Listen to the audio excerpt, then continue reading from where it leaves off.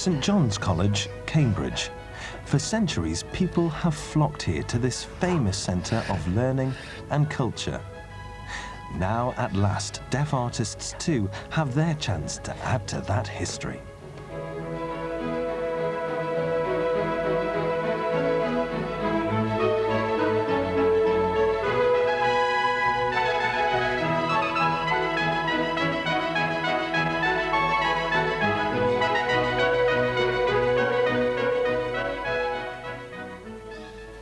For the past year, I've been working with the college and with deaf artists to organise this exhibition, Deaf Expressions.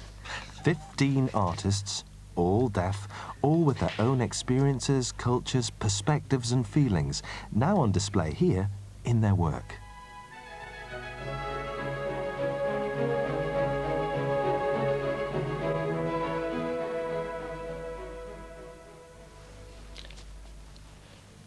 Take Niall McCormack, for example. He's Irish, but now lives in London. He works mostly in oils and watercolours.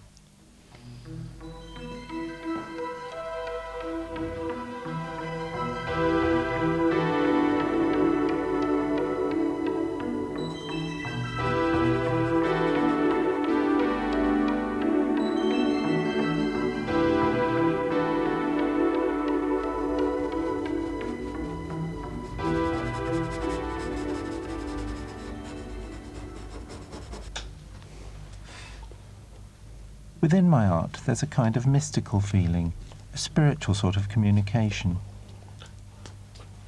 Through my own personal experiences, I relate strongly to buildings, like a convent or an abbey. There's a spiritual aura about these places which I can really home in on and then portray in my work. For example, in this picture with the lone building, there's a feeling of real peace. I really feel that emanating from it. Likewise with some of my other work.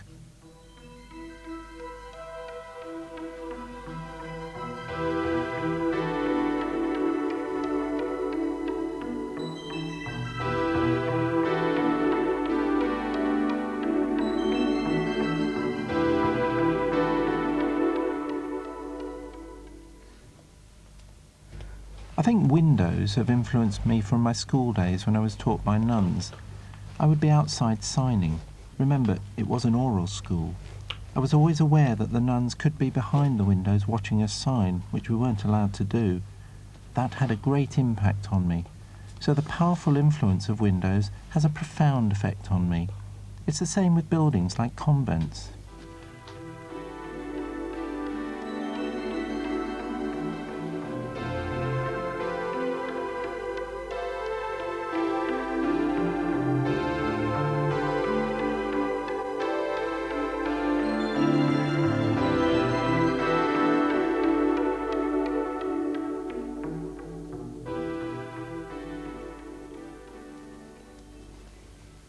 As I said, the windows and archways in my work really go back to my school days. Go into a monastery and its arches and windows present a powerful image. That's probably what fascinates me, the mystical presence about it all. Even when I go out for a walk, I look at the windows in the buildings all around. They just seem to have this psychological effect on me. It's a very visual thing, and perhaps because I'm deaf, the buildings have more of a visual impact.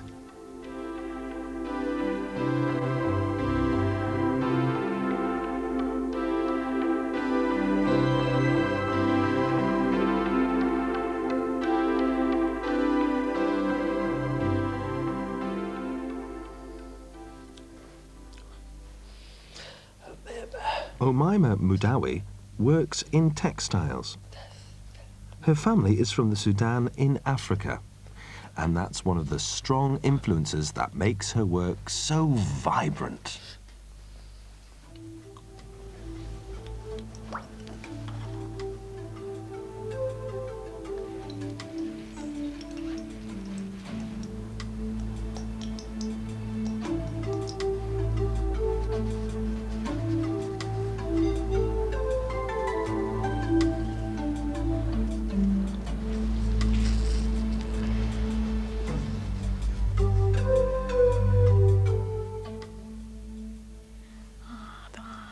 I have three cultures. One is Arabic culture, one is deaf culture, and there's also a European culture. The Arabic culture is very glamorous and rich and uses bright colours. The deaf culture is very lively, very exciting and wild. The third one, the European culture, uses very plain colours, very natural and simple, very subdued, so there's a great variety.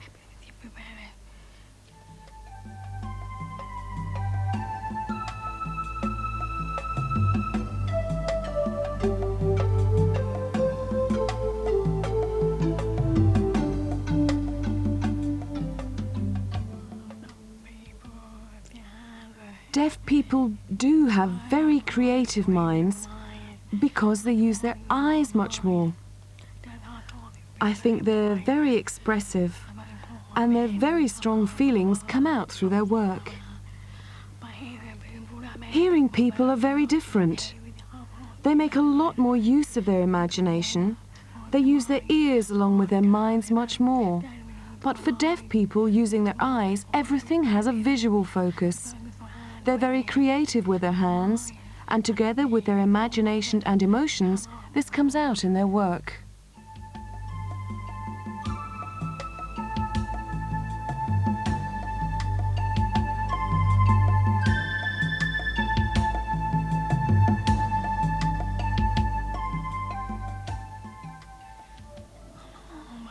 At the moment, I'm at university doing a BA honours course in textiles, printing and weaving.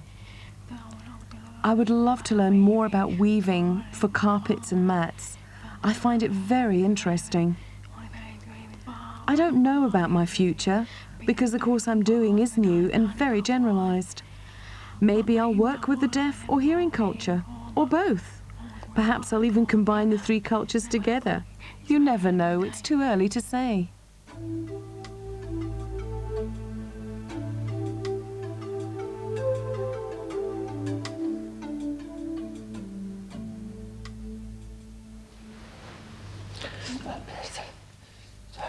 John Pearson lives in Wakefield. He works as an architectural illustrator, but the real joy and love of his life is painting.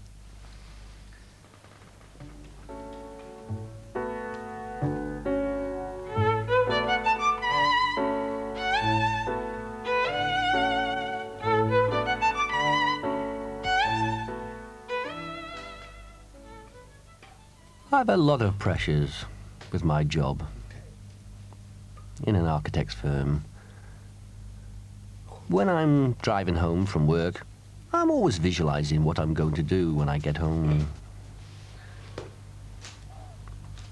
I get myself geared up and I think about what subject I'm going to paint.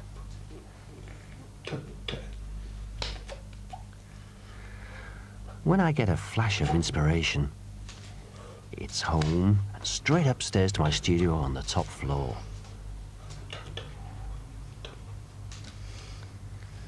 I set up my paper. I must have my wine and my fags beside me. That's very important.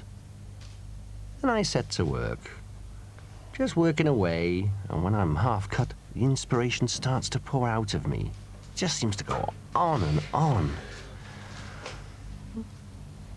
I might actually go on painting until 3 in the morning. Sometimes I'm satisfied with my work, sometimes I'm not. It all depends.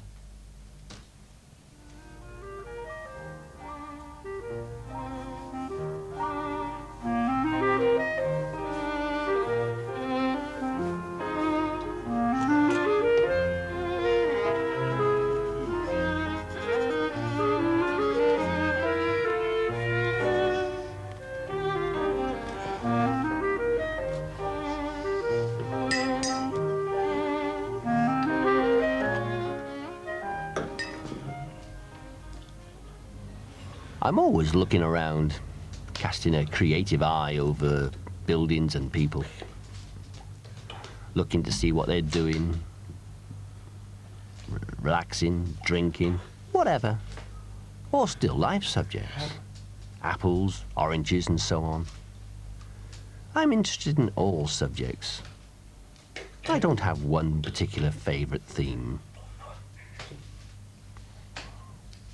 It varies. I paint anything. When I'm feeling confident and I have a good subject, then it all works out well.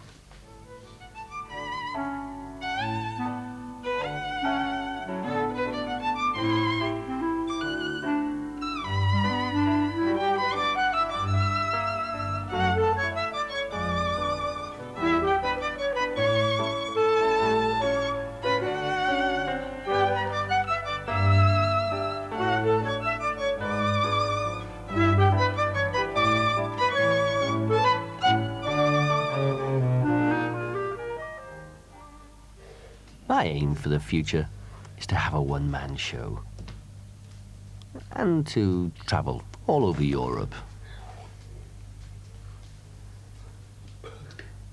I'm particularly interested in old buildings, historical buildings from the Gothic period or Roman era,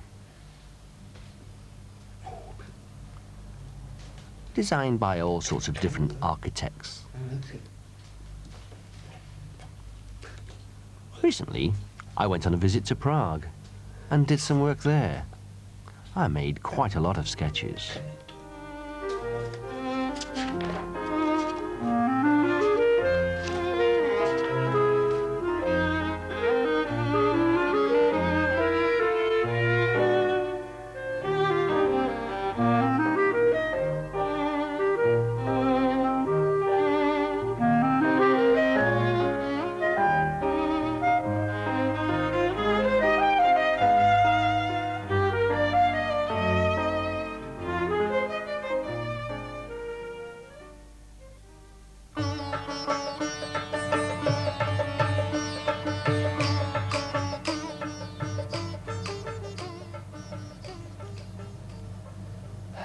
M. Ramalingam has come all the way from Madras in southern India to take part in this exhibition.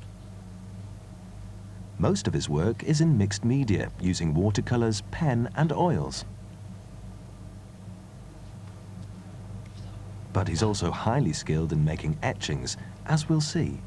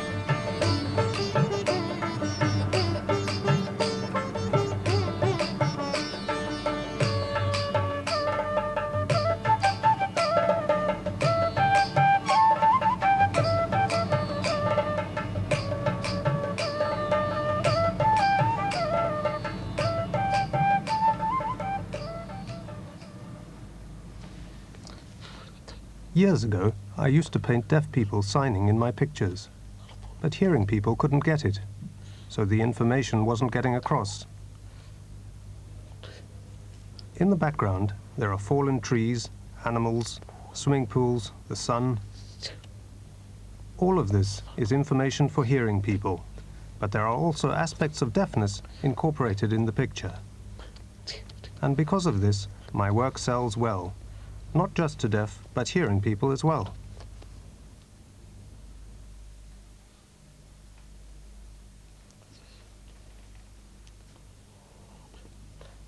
I portray human life in my pictures. In the background you may see trees, animals, doors, the roof of an old house. Within the picture, there is a real mixture of the old and the new, and deafness is in there too.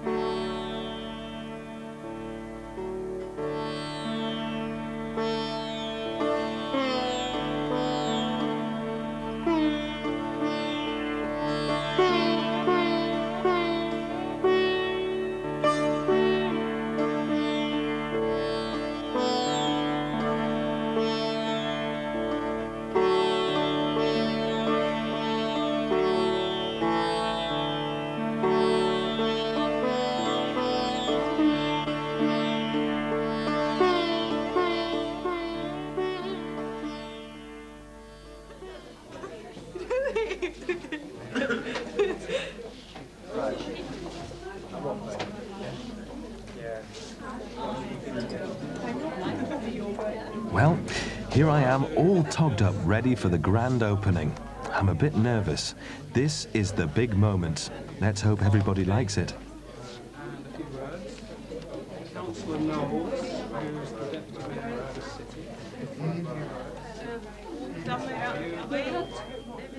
So I think it's absolutely wonderful here tonight that deaf artists have had an opportunity to exhibit really quality work.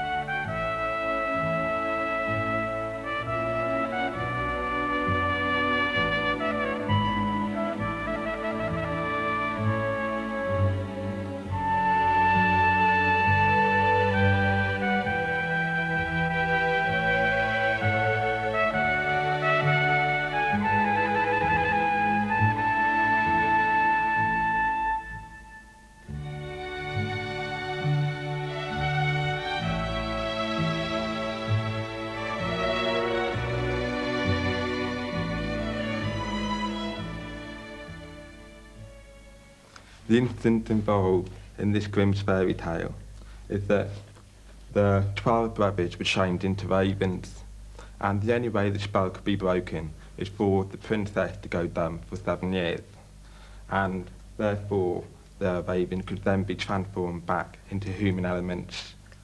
So by putting sign language on the ravens, it seemed apt that this would solve the problem of communication in the fairy tale.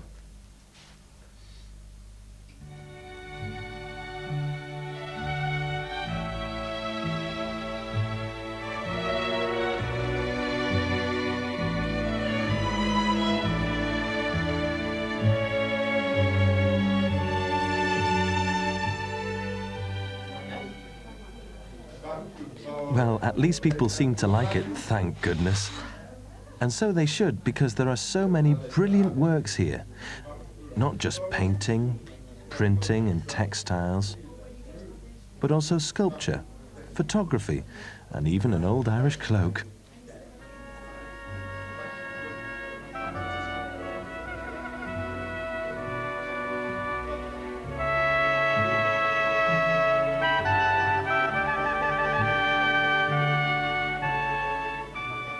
I couldn't ask for a nicer launch, really. A lot of people have come, more than we expected, and that's wonderful. It shows that people really are interested in the concept of deaf expressions and deaf art, which is important. And I like the mix of hearing and deaf people here, looking at deaf awareness issues.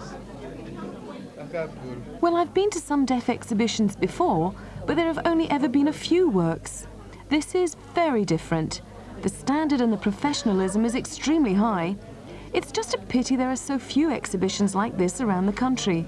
I'd hope to see more, because it would be so nice for deaf people to go along and look at art produced by deaf people, perhaps even be inspired themselves and get a feeling of deaf pride from it. It would be lovely if we could have something like that. For me, there are two main things. One is looking at the work on display. It's so varied. The level of skill on show is really quite something. In fact, there's quite a lot I'd love to buy, but if I did, I'd be bankrupt. The second thing is, I've been very impressed that it's being held in this famous college in Cambridge, and not in some obscure, out-of-the-way place. We are really in a mainstream building, which is important because it shows that deaf artists are being accepted for what they are, and that's what has really hit home for me. One of the aims of this exhibition is to raise awareness of deaf people's skills in the hearing community. So at the same time as this exhibition, we organised some workshops at Mayfield Primary School in Cambridge, which has a unit for deaf children. We arranged for 3 deaf artists to go along and encourage both deaf and hearing children with their painting and other forms of art. When the work was finished, we took it along to the Grafton Centre, the main shopping mall in Cambridge, which means there are 2 parallel exhibitions running at the same time.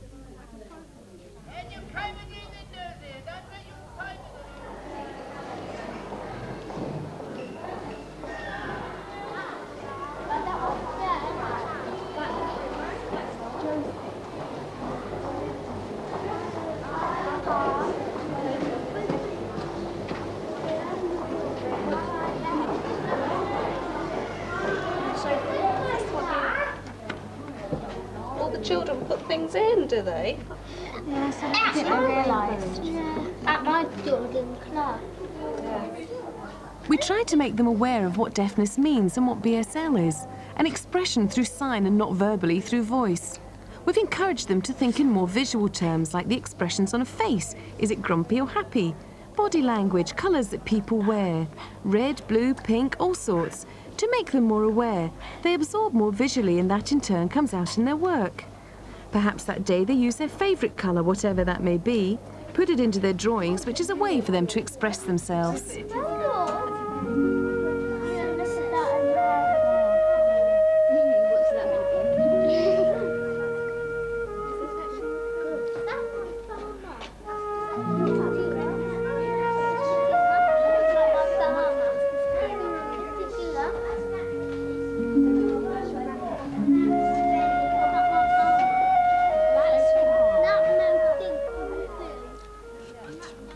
This has been an important event, not just for the adults, but also for the deaf children and deaf tutors. In fact, for everybody. I hope that everyone has got a lot out of it and has been encouraged. It's important for deaf artists to have this opportunity to show their talent. It's difficult enough for anyone to get noticed in the art world. But from the talent on display both here and in the children's exhibition, I'm sure in the future the world is going to see a lot more of deaf expressions.